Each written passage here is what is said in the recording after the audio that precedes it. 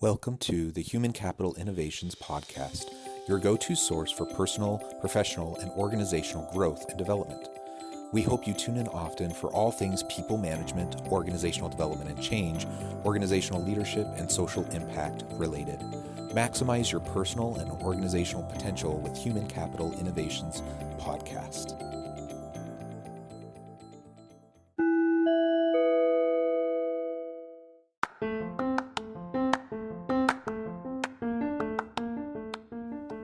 Welcome to the Human Capital Innovations Podcast. In this HCI podcast episode, I talk with Jeffrey A. Martinovich about overcoming fear and choosing to get back into the game.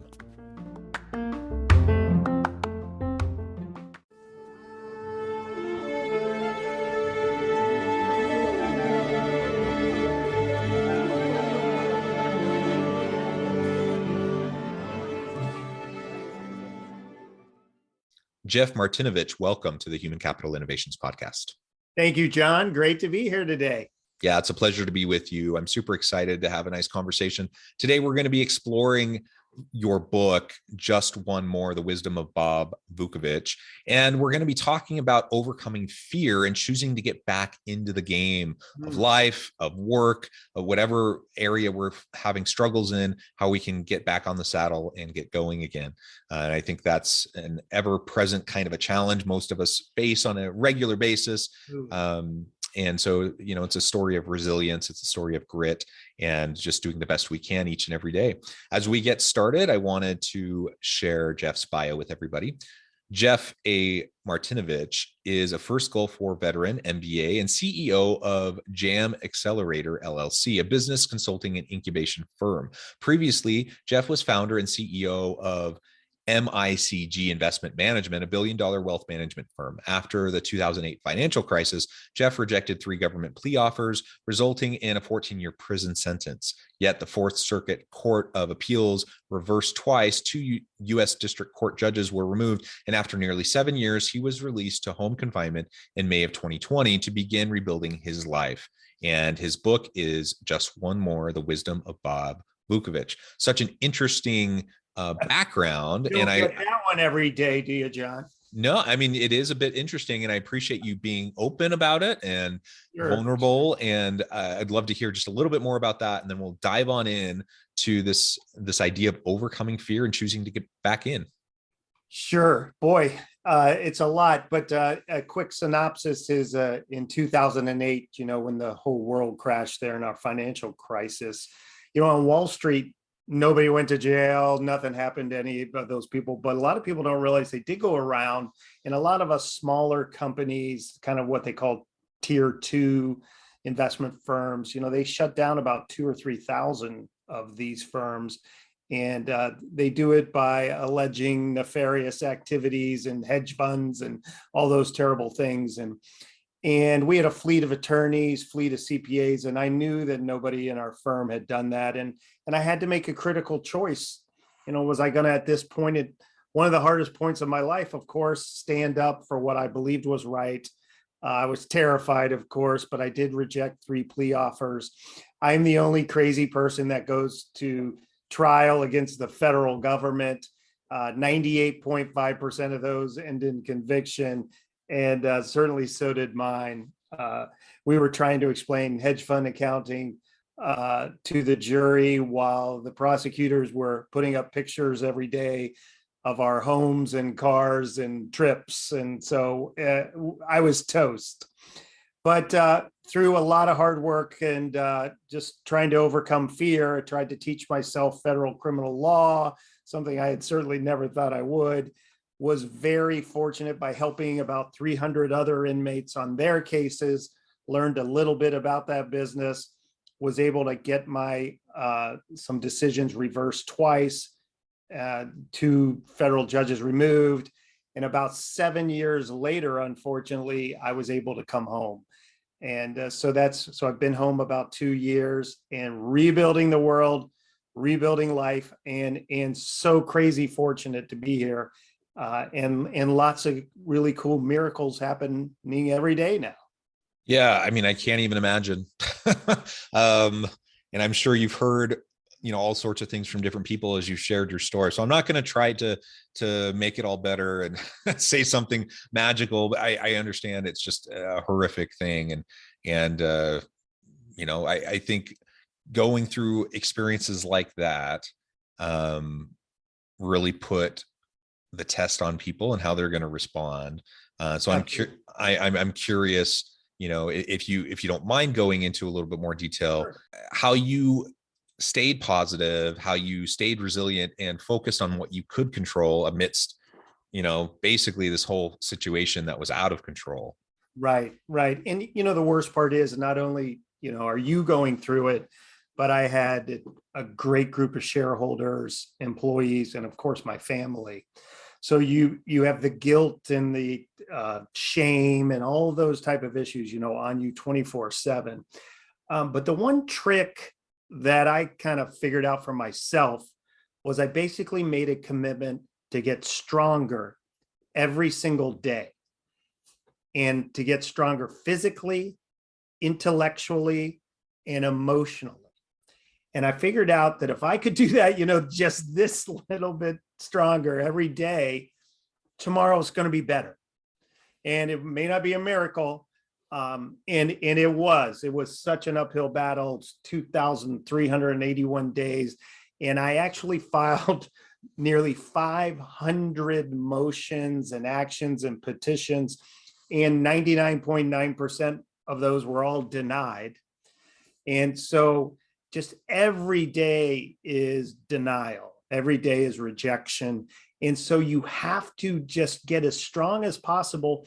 Otherwise, self-pity, despair, depression, and even much worse overtakes you as you lie back down on your steel metal cot, every evening.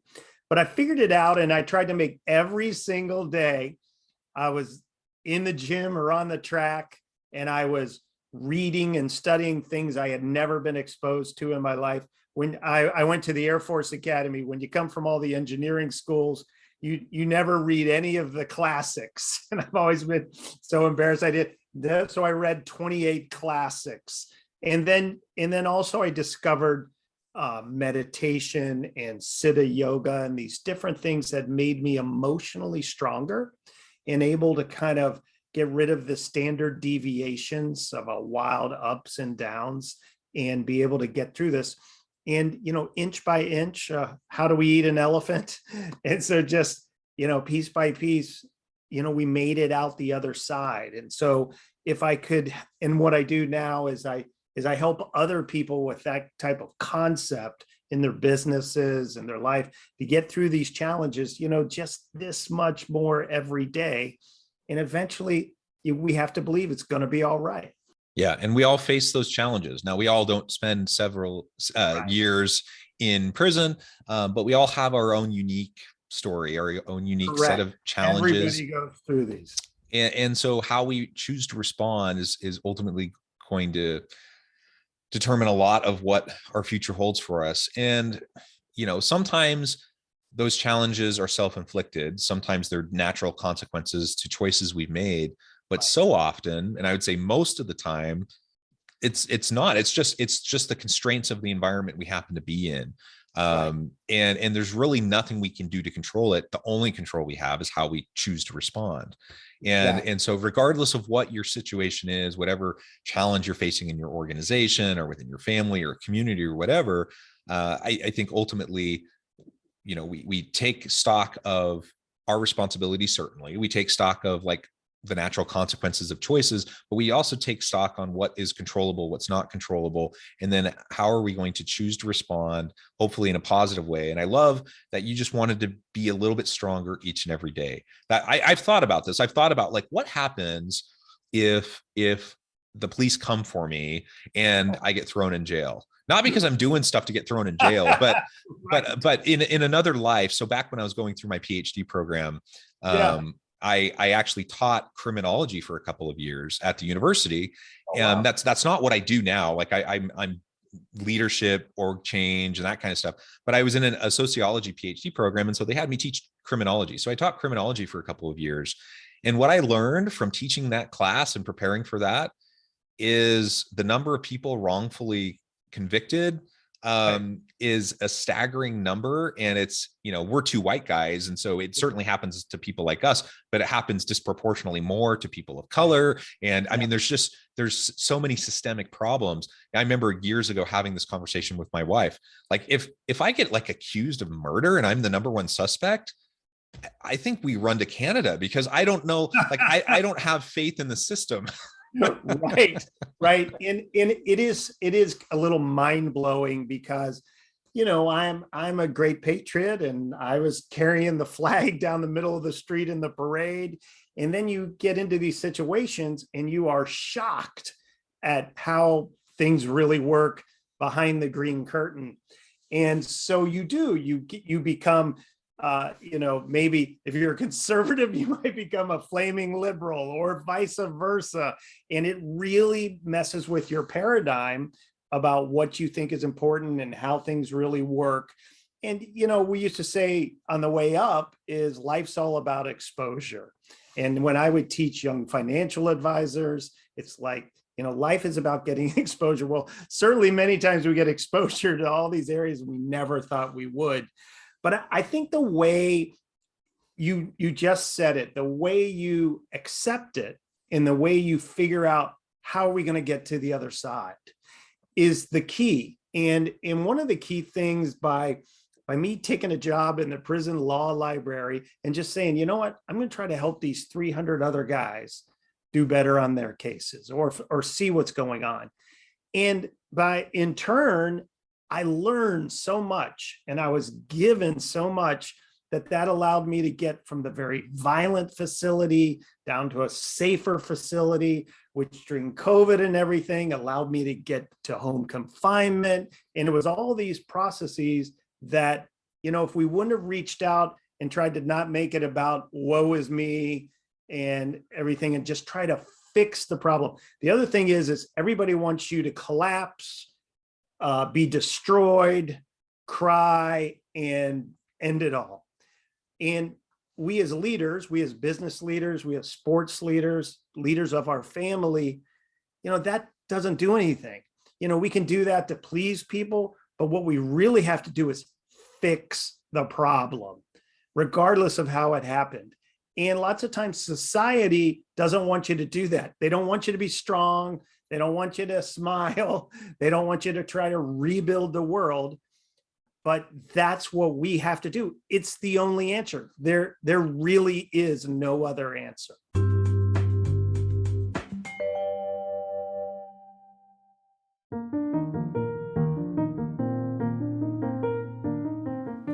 Check out our new weekly LinkedIn newsletter, Alchemizing Human Capital, exploring industry trends via original research and interviews with executives and thought leaders from across the globe. We look forward to having you join us.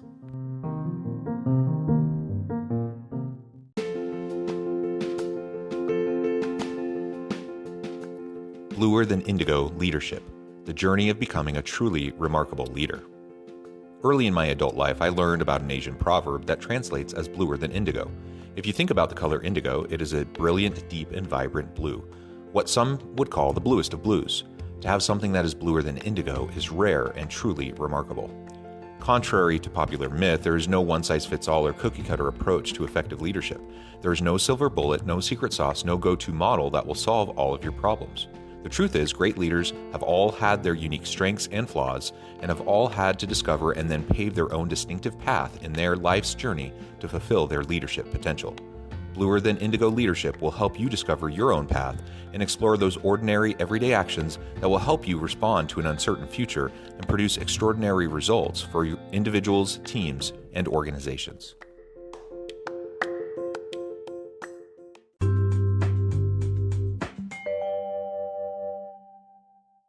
So tell us now a little bit about the book, and I'm interested. It's written in the form of a parable. So tell us a little bit about that, your choice for the parable, a little bit about the parable, if you don't mind.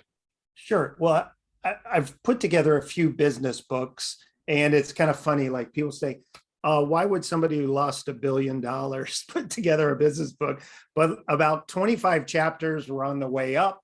and about 15 chapters where here's all the terrible mistakes I made. And then we had about another 15 chapters left over that really weren't business lessons. They were more life lessons. And Bob Vukovich is this great mentor, and he's really an amalgamation of so many mentors that I've had the pleasure to be exposed to. Very fortunate.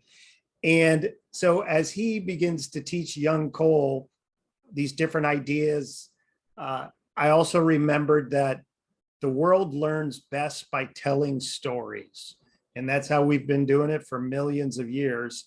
So we put together a parable, a narrative nonfiction that really, if we look closely, pretty much mirrors my life the last 10 years.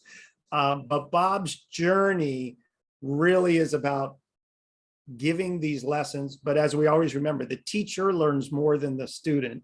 And at the end, we're trying to find out, is Bob really going to himself take his own advice and get back into this competitive game of life? Yeah, yeah, I like that. And again, it's so critical that we look for good examples anywhere we can find them. And in this case, it's a fictional parable, kind of archetype of what that could look like, in terms of how we can move forward in a positive way. One of the things I really like about what you explore in the book, but also just your whole attitude and how you've approached this situation, is the fear component, the overcoming fear. We all face the challenges, and when we face challenges, many people kind of cave in on themselves, and like you said, they collapse. Other people, for whatever reason, have a different mindset, and they're able to kind of take it head on and to overcome that fear. Fear is just part of the human condition. We're hardwired to have fight or flight responses and those sorts of things. But we're not, we're more evolved. We're in a more evolved communities and societies today. We don't need all the fight or flight responses, but we still have them internally. And so we have to, again, know what's happening when we're experiencing it, and then choose how we're going to respond. Tell us a little bit more about how you go about doing that in terms of overcoming fear. There's a chapter in the book about brain compartmentalization. And I think that that's really the key, because you're right. People, in your life, that when they have that one problem going on, it's just, drama queen, and everything falls apart, and, the whole world has to hear about it all day. But then, these couple of other rare people who, if you only knew, they have 100 problems going on behind the scene, but they're the duck, with the feet under the water, but they're smiling and they're handling it and they're getting through it. And so I think brain compartmentalization is the key. During this 10-year drama, I would have to take all this terrible, terrible anger, anxiety, and fear and move it over to the side of the brain, just so we can function and get through as many items as we can today to keep as positive as possible. And yes, over time, that bad stuff will get less and less if we can just keep making forward progress. But I think that is the key. Otherwise, you're just incapacitated. You're paralyzed by fear and anger and guilt and all these other things. But I think also at the other end of the scale is, we as human beings have to somehow maintain something deep inside our souls that either we believe we're still a good person, or somebody else believes in us. I had a few very special people, my wife, Ashley, my close circle of friends, who stayed 100% connected to me and supportive of me through this entire thing. And that was huge. As my wife, Ashley, says, it was really just a big love story. And so those type of things, we have to feel deep inside us that we're a good person, that we're going to get through this, whether we've made mistakes or not. that everything's going to be okay. And the final part, I think, is we have to believe in a grand design. We have to believe in something, regardless of what that is. I think if we don't believe in something, then we lose hope. We lose the ability to think, you know what, it's a good chance if I do the right thing. Yeah, things may be terrible today, but it's going to be better tomorrow. And I had so many miracles happen to me through this time period, so many coincidences that just, there has to be something to it. And I'm sticking to it. That's my idea. And I think if you have those fundamental beliefs, then you can get through the hardest times that we all go through. That can take a lot of different forms for people. And for many, that's a spiritual kind of foundation and hope, a religious kind of a hope. But it doesn't need to be rooted there. Whatever it is, whatever your hope, whatever your purpose and what you're striving for, that can guide you when you're going through those darkest times. And I couldn't help, as you were describing now, obviously your situation's not the same, but I'm thinking of that movie, Hurricane, which was based on a true story. And I don't know if you've seen that movie or are familiar with the story. No.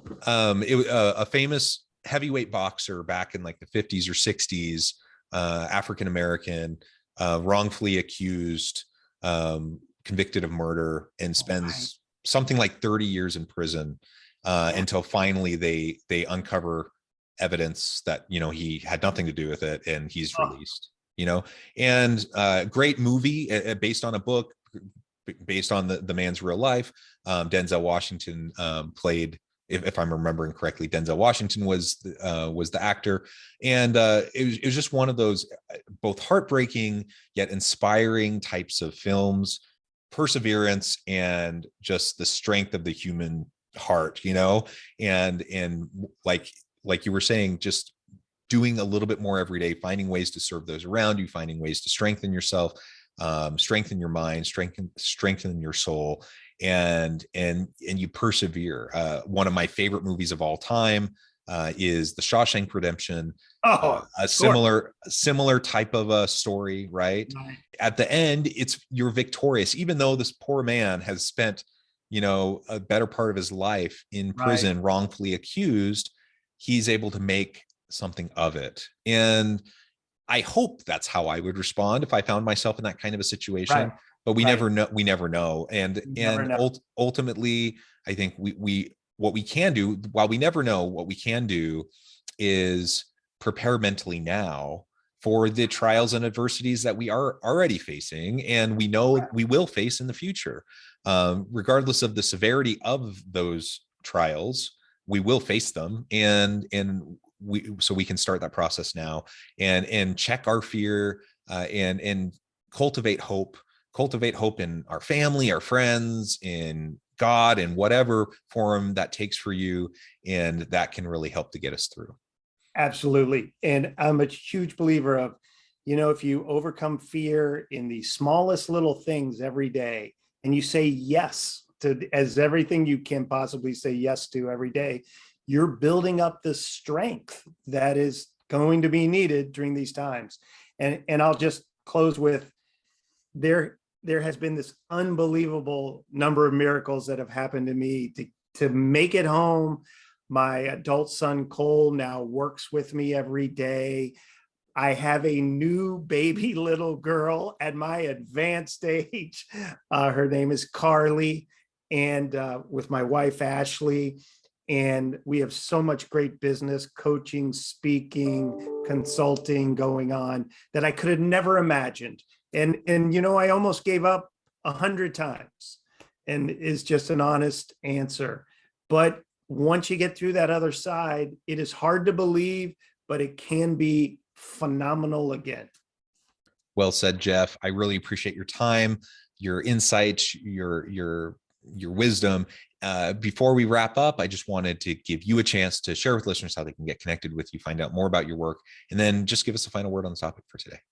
Sure. The easiest way is one website, www.jeffmartinovich.com. We have many other businesses and websites, but that's kind of a great repository there.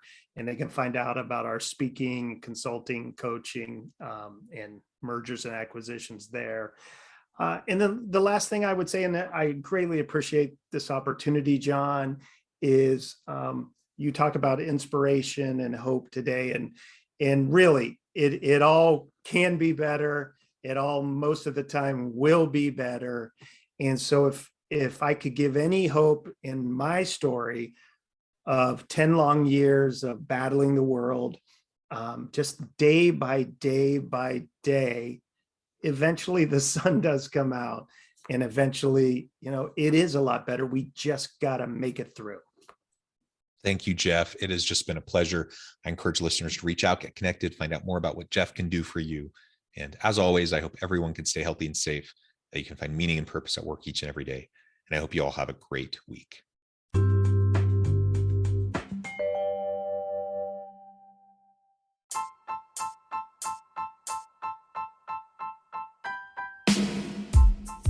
The alchemy of truly remarkable leadership.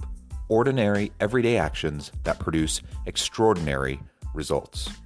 Consider how the nature of work has shifted over the past 50 years. With increased globalization, rapid technological advancement, and the shift in economic composition, the average job of today looks very different than the average job of 50 years ago. What will the jobs and organizations of tomorrow look like? Moreover, what does this all mean for organizational leaders? What are the core competencies and capabilities of organizations and their leadership that are prepared for continued disruption and geopolitical and socioeconomic shifts? Regardless of what the future holds, increasingly, leaders need to be socially minded, data-driven, decisive, champions of talent, and disruptors of the traditional notions of leadership, teams, organizations, and work.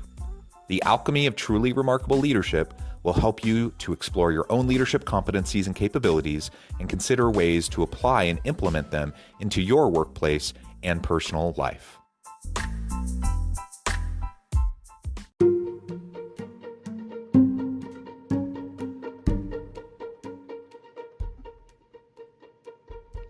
Check out Human Capital Innovations magazine, Human Capital Leadership. Human Capital Leadership is a free, interactive e-magazine with the mission to help individuals, leaders, and organizations find innovative approaches to maximize their human capital potential. We publish issues quarterly in August, November, February, and May. Take a look at the latest issue and let us know what you think.